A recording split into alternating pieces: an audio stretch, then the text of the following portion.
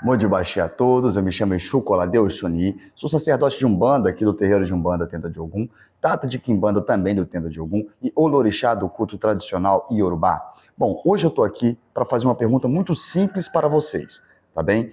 Umbanda e Quimbanda se misturam?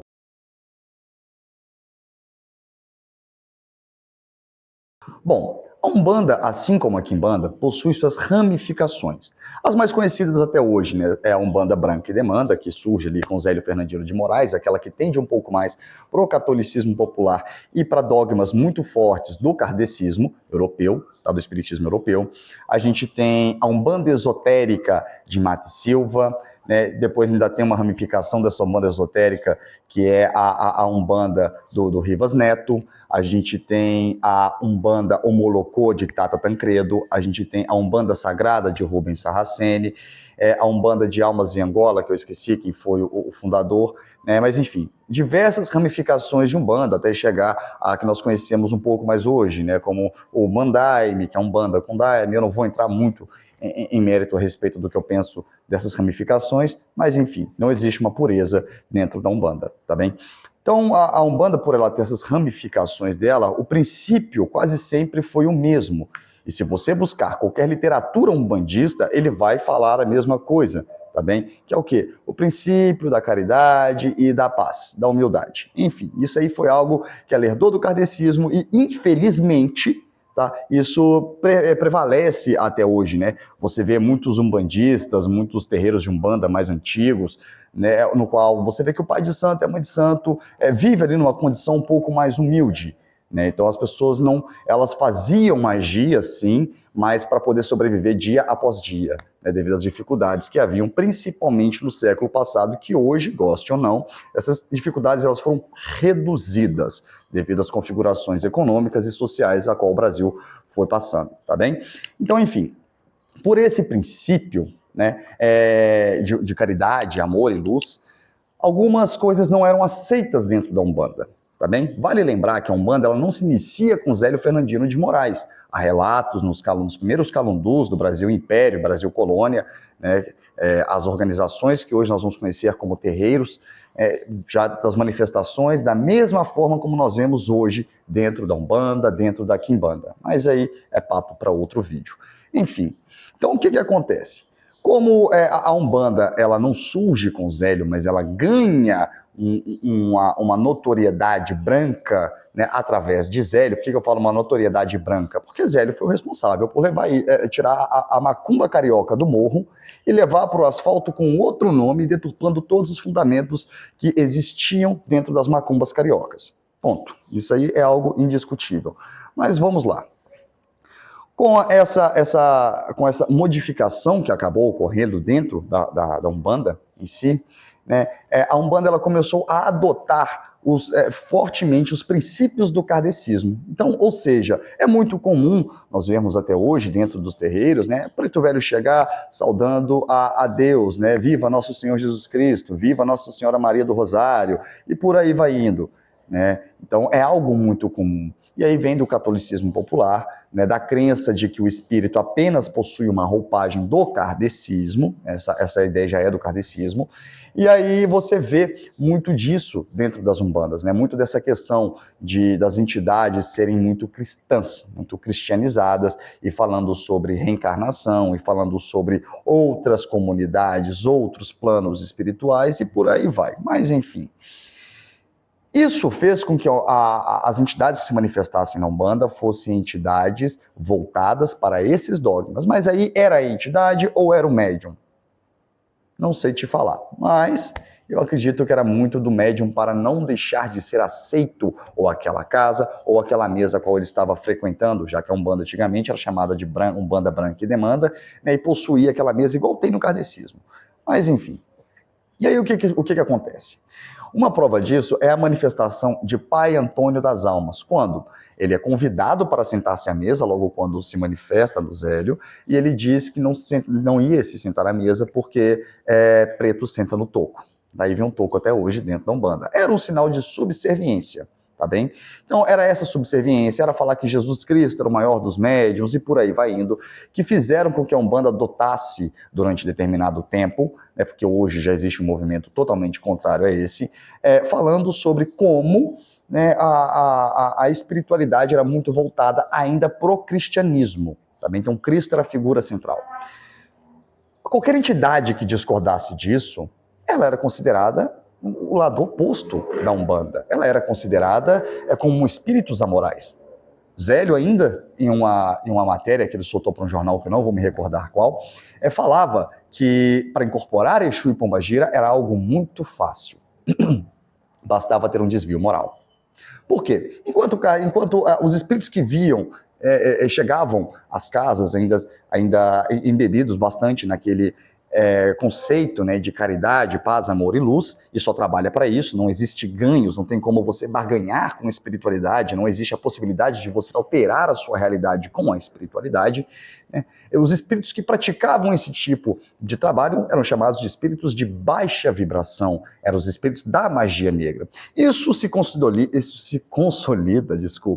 e ganha uma literatura a partir de 1934, quando o Diamantino Trindade ele lança um livro, Umbanda Magia Branca, Quimbanda Magia Negra, no qual, sem ter o menor conhecimento do que era Quimbanda, ele começa a pegar esses espíritos que eram mais revoltos, que eram espíritos que não se adequavam às normas kardecistas dentro dos terreiros, praticavam aquilo que eles achavam que era o certo, fosse matar alguém, ou dar um emprego para alguém, ou tirar o emprego de alguém, enfim, tudo isso que hoje a gente vê dentro das religiões é extremamente normal.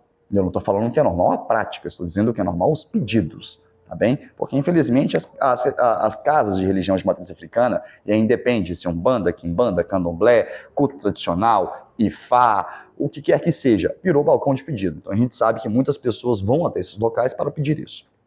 Mas aí, né, com essa literatura, ele começou a classificar esses espíritos como sendo espíritos de baixa vibração e aqueles da magia negra. Algumas pessoas, né, com aquela necessidade muito forte realmente de contrapor esse movimento e resgatar um pouco a negritude da religião e fazer com que, de fato, ganhasse um espaço, né, começaram a adotar, de fato, essa ideia de que a Quimbanda era o malvado, a Quimbanda era a contraparte da Umbanda, tá bem?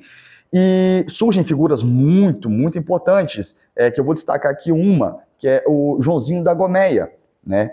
Um dos precursores do candomblé de Angola dentro do Brasil, e ele simplesmente falou, não, já que eu não posso fazer o que eu quero, o que eu preciso fazer, tudo isso, se eu não me engano, dá-se por meio de um carnaval, no qual Joãozinho da Gomeia, ele se vestiu de mulher e ele era federado, né, à Federação Espírita Umbandista do Brasil, se não me engano, ou do Rio de Janeiro, e por ser muito conservadores na época, né, não havia aceitação da homossexualidade, né, do público LGBT que ia mais, não havia isso, então o que ele fez? Ele, muito indignado, porque suspenderam as atividades dele na casa, e já havia esse papo de que a Quimbanda é um malvado, é aquilo que faz a desgraça na vida dos outros, ele foi, adotou e falou, não, beleza, já que eu não posso seguir a minha vida além do sacerdócio, já que eu não posso ser quem eu sou, então eu sou a Quimbanda. E daí começou, isso deu um pouco mais vou falar um fogo maior para que a Quimbanda ganhasse essa alcunha. Não que ele estava errado, muito pelo contrário. A gente está falando de um homossexual negro. Toda a dificuldade para ele no século passado era dobrada ou triplicada. E ele arrumou um meio de conseguir fazer sobreviver e hoje ser um dos maiores nomes dentro da Quimbanda no Brasil e também referência dentro do Candomblé Angola. Mas, enfim. Então, quando o Joãozinho da Gomeia ele adota isso e várias outras casas vão seguindo o modelo, começa uma briga no Rio de Janeiro. Né? Essa briga era quase uma guerra espiritual. A Quimbanda ataca de cá, a Umbanda ataca de lá. Pontos vão surgindo, como, por exemplo, tem um ponto que é de baiano, que é eu quero ver a baianada de Aruanda trabalhando na Umbanda para Quimbanda não ganhar.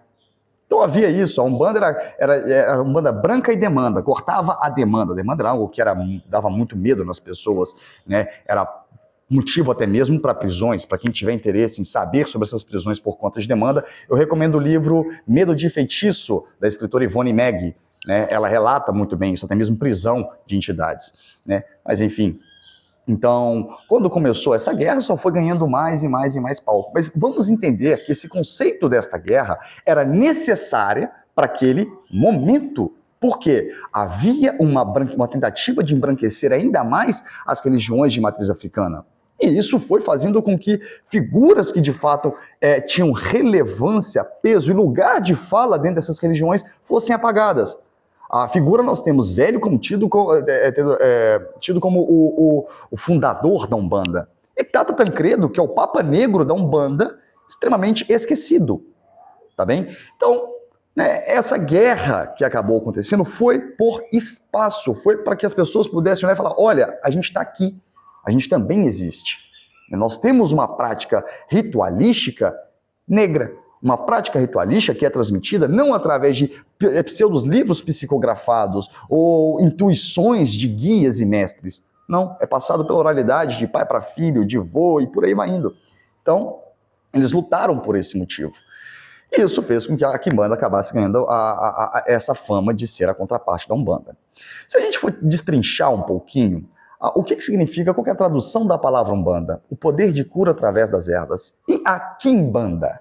Né? A Quimbanda vai significar o xamã, o feiticeiro, né? Aquele que manipula a Umbanda, aquele que manipula as ervas, aquele que manipula as medicinas. Porque tudo aquilo que é magia é chamado de medicina, porque alivia as dores do corpo e da alma. Também são remédios para o corpo e para a alma. Então, quando a Umbanda e a Quimbanda ela se separa, é a partir dessa tentativa de resgatar a questão negra da Umbanda e da Quimbanda. Então, quando a pessoa fala, mas eu sou de uma quimbanda luciferiana porque vieram para cá diversos magistas, ocultistas, europeus, degredados, perseguidos pela Inquisição e por aí vai. Folclore, né? Não passa disso e eu vou me atentar a essa palavra, puro folclore. Mas, enfim. Então, a Umbanda e a Quimbanda, elas se separam nesses conflitos regionais que haviam por disputas de espaço somente, tá bem? Qual que é a diferença da Umbanda e da Quimbanda? Bom, na Umbanda nós sabemos que existe a necessidade de incorporação, né, do espírito ali na matéria para que haja a comunicação. O espírito vai lá e vai conversar com a pessoa, ele vai vir, ele vai dar um passe, o preto velho vai dar um passe, o caboclo vai dar um passe, o Exu e a pombagira vai dar um conselho, vai conversar, e aquela coisa mais risonha, mais alegre. Isso é Umbanda. E dentro da Quimbanda? Bom, vocês não vão ver, pelo menos não aqui em casa, né, a gente soltando qualquer comunicado falando gira de Quimbanda. Porque não temos uma gira de Quimbanda. A Quimbanda, dentro da nossa casa, ela existe com o mesmo princípio que ela existia antes. Né? É uma religião iniciática, é uma religião, não posso nem chamar de religião, é um culto, né, iniciático, é um culto no qual se prega a autonomia, tudo aquilo que foi tirado lá atrás. Né? Quando a entidade que classificaram como sendo de Quimbanda não aceitava a questão da caridade e do amor, porque aquilo simplesmente não fazia sentido, era como ser uma vaca hindu pronta para o abate, né? Eles falaram, não, a gente vai lutar. Então, perderam essa autonomia. E dentro de uma boa parte das quimbandas hoje, essa autonomia ela é devolvida àqueles que têm caminho dentro da quimbanda e que buscam, de alguma forma, se aprofundar dentro do culto. Não tem como chegar na quimbanda sem a umbanda. Como eu disse, as duas, pelo menos aqui em casa, elas não se separam. Mas a diferença vem quando é necessário fazer algum tipo de trabalho. Tá bem? Por quê? Como eu disse, a umbanda é aquela coisa mais alegre. A quimbanda ela já vai adotar, não pelo tipo de trabalho, nem pela conduta, mas uma seriedade um pouco maior, né? Essa seriedade pode até mesmo ser confundida com algo um pouco mais sombrio, mas não, é só a seriedade. Por quê? O quimbandeiro, né, a pessoa que se inicia dentro da quimbanda, que passa pelas ritualísticas, toma ali as suas obrigações, né, faz os seus rituais, ela tem a capacidade de manipular exatamente como diz a tradução, manipular as medicinas para a situação que for desejada, para a situação que houver a necessidade. Então, Quando uma pessoa ela vai, né, se iniciar dentro da quimbanda, ela começa a trabalhar dentro da quimbanda, não tem a necessidade de incorporação do espírito durante o trabalho. Né? Aqui é pregado o seguinte, né? Você pega ali a sua comunicação com Exu e Pombagira através de um oráculo, e geralmente esse oráculo que nós utilizamos aqui na casa é o oráculo de Búzios mesmo, tá bem?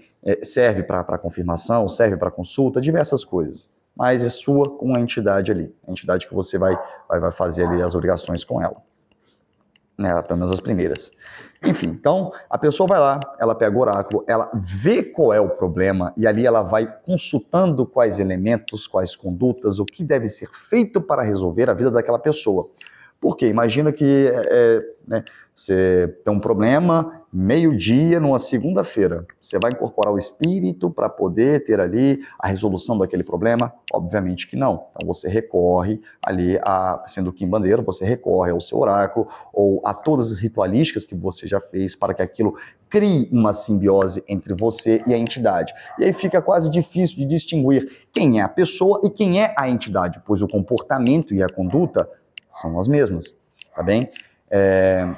Então, por isso que quando alguém fala, mas a quimbanda luciferiana, mas a quimbanda satanista, mas a quimbanda de não sei aonde, quimbanda é quimbanda, tá bem? O que não vale dentro da quimbanda é você começar a agregar elementos que não fazem parte da cultura afrodiaspórica, tá bem? Querer incrementar figuras como o maioral sendo Beelzebub, maioral como sendo Exu Lucifer, e sendo que essas figuras não fazem parte da cultura afrodiaspórica, fazem parte da cultura cristã, da cultura ocidental cristã. Tá bem? São coisas que aparecem ali com os judaicos cristãos, então não é aqui. A Umbanda e a Quimbanda não é espaço para esse tipo de coisa. Ah, mas eu faço o trabalho e funciona. Parabéns, parabéns. Vou continuar afirmando que não existe. E falar que funciona porque você acendeu uma vela e tal coisa aconteceu também não é o sentido de que funcionou. Tá bem? A magia ela ocorre quando ela rompe a naturalidade, né? Quando ela consegue alterar a percepção natural das coisas, quando ela consegue alterar o resultado natural de determinadas ações. Então, a magia da quimbanda, ela não está no Exu, que é mais velho, na Pombagira, que é mais velha, no médium, que é mais forte, não, ela está na capacidade de simbiose entre médium e entidade, que faz com que ele manipule elementos que possam trazer aquele resultado. Uma coisa que eu costumo falar muito aqui, dentro de casa, é que quando você está em perfeita comunhão com a sua entidade, um montinho de terra é o suficiente para fazer um feitiço muito bom e acordar ali aquilo que você precisa. Tá certo? Bom, esse foi o nosso papo de hoje.